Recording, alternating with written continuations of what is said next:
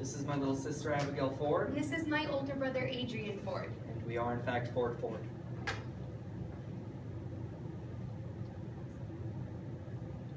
Okay, so if all of the judges are ready, Timer. all right, then let's go ahead and begin. Young miss, your dinner has long since grown cold. What on earth are you... You'll ruin his focus! What? Whose focus, miss? Why, my rabbit's, of course. He's building a burrow for himself. Oh, well then I beg your pardon. Please offer my most sincere condolences to him. Oh, that's all right. He says he forgives you. But, I am rather hungry now that I think about it. Ooh, I know. I'll just put him right over, here, next to my old rocking horse. Ah, splendid idea. Now come along. We'll head into the dining hall and see about reheating your meal. Nursery magic is a very strange and wonderful thing, and only those toys that are old and wise and experienced know all about it. In this beloved children's tale, we'll learn all about nursery magic and see how toys And people become real through the wisdom and experience of love. We'll follow the life of one toy rabbit to learn how outer beauty isn't important when it comes to being loved. So join us in the timeless classic, The Velveteen Rabbit by Marjorie Williams, copyright 1922. Excuse me? Excuse me! What? You're the rocking horse, aren't you? Well, the little girl said that you take care of me? Indeed, little rabbit. As the oldest toy in the nursery, it often falls upon my shoulders to look out for all the others. Oh, okay. Well, then I had a question. How come whenever I talk to the little girl, she doesn't answer me? Humans can't understand us toys, rabbit. Oh, I see. Well, then I had another question. How come all of the other toys get to move around with their joints and their clockwork? Well, I'm just stuck here. Don't think any less of yourself for it. Those other toys like to think that they are real, but I assure you that they're not.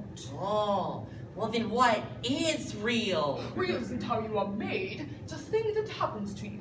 When a child truly loves you for a long, long time, then you become real. Does it hurt? Sometimes. Oh! But when you are real, you don't mind getting hurt. Generally. Generally what? What? You were saying something. Was I? Yes. Generally. Okay. Generally, by the time you become real, you've grown quite shabby and most of your hair has been lopped off. Oh, that sounds awful! Oh, no, these things don't matter at all. Because once you are real, you can't be ugly, except to those who don't understand. Oh, I see. You grow shabby from being loved, and then you become real. Well, then you must be real. Isn't it a beautiful day out here in the garden, Sir Rabbit? Well, it's kind of cloudy. I mean, would you just look at all these flowers? Here, why don't you have one? Oh, oops. It's a little big. I know. I can make you a crown made out of flowers, befitting for a king like yourself. Look, more flowers. Or better yet, I can make you a throne made out of them. Wouldn't you just love that, great Sir King Rabbit the First? Whatever you want to do. Ooh, but goodness, Your Highness, how dirty you've gotten. I never noticed before now. Oh my goodness, your poor tail is almost completely unsewn. Oh, well, I think it makes you look even more adorable than before. Oh, I love you, little rabbit. Come on now, let's go inside and get you cleaned up. Weeks passed, and the little rabbit grew very old and shabby, but the little girl loved him just the same. She loved him so much that she loved all of his whiskers right off. The pink lining to his ears turned gray, and his brown spots faded. He hardly even looked like a rabbit anymore, except to the little girl. To her, he was always beautiful. But then one day, everything suddenly changed. fever sweeping the nation. Thousands falling ill. Epidemics spreading across the countryside. Doctors recommend immediate and thorough disinfection. Disease being quarantined and belongings being banned. Oh, excuse me, sir. Have you seen my rabbit? No? Oh, well, that's okay. I'll just keep looking then. The little girl hasn't felt like playing in a while. We haven't even gone outside to the garden in some time. We really just stay in bed all day. But a big man with a huge bag, he's coming a lot to check on her, and he says that we get to go to the seaside tomorrow. They've even started packing up all of her books and toys and big bags and taking them outside. Oh, I just can't wait to see the seashore. I just know that she'll start feeling better when we get there. The young miss, ill with scarlet fever. I never thought.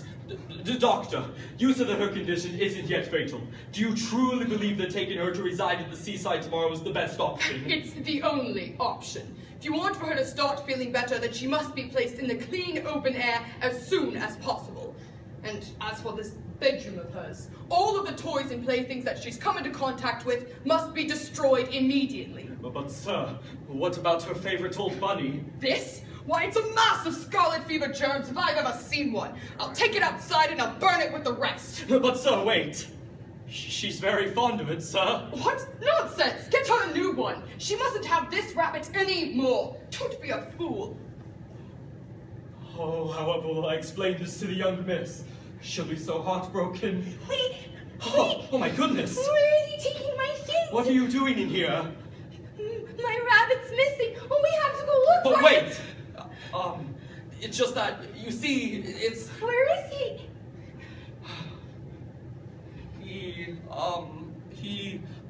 He went into the forest. What? Why? Well, you see, the forest needed His Majesty, great Sir King Rabbit the First, to return to them for very important kingly matters. He went back to his kingdom? That he did. He was whisked away very quickly, so he didn't have time to say goodbye. But he wanted you to know that he'll miss you very much. Oh, well, that's okay then, I guess. I mean, I'll miss him a lot myself, but I understand that a kingdom needs its king. Absolutely. Now, come along. We need to get your things ready to go to the seaside tomorrow. I don't understand what happened. We were supposed to go to the seaside tomorrow. Oh, this must be what the rocking horse meant when he said being real hurts. Oh, of what use is it to be loved and to love another if it just ends like this? Wait a minute. What's going on? What's that light? It's so bright. Little rabbit, you needn't be afraid anymore. Why, don't you know who I am? I am the nursery magic fairy. I care for all of the playthings that the children have loved. And now I'm here to make you real.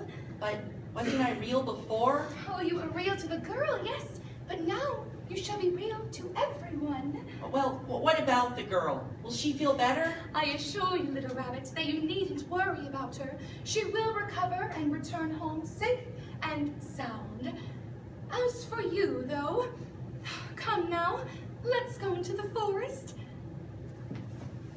Oh, I don't think this is a very good idea. They're just other rabbits. They're not going to hurt you.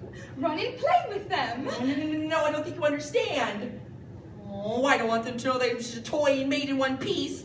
I better hide. I see you finally noticed. You have been through a lot, little rabbit, but through it all, the girl continued to love you, and she continued to see you as beautiful. And now you are that way to everyone, for at last you are a real rabbit. I am? Oh, I am! I'm a real rabbit at last. Oh, thank you. The little girl really did get better, while the Velveteen Rabbit Who was Velvet no more. lived on happily in the forest. He made friends with all of the other real rabbits, but he never forgot the love that was first shown to him. And he continued to share that love with